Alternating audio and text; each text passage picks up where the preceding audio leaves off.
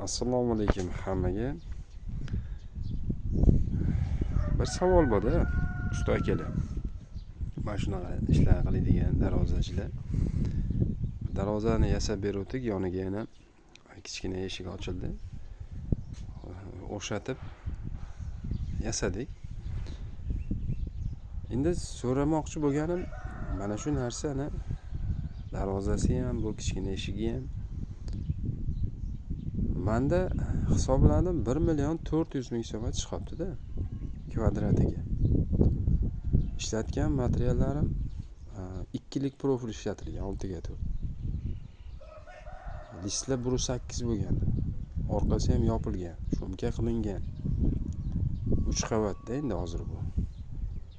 Sizlarda ham shunaqami-na? 1.200.000 ga, 1.100.000 ga chiqarib beramiz deydi ko'pchilik. Lekin nimaga bizda chiqmaydi shu narsa?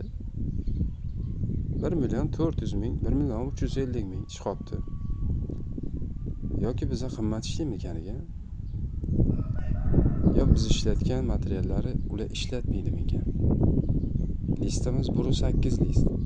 Profilda 2lik stenkasi 1.400.000 ga chiqdi.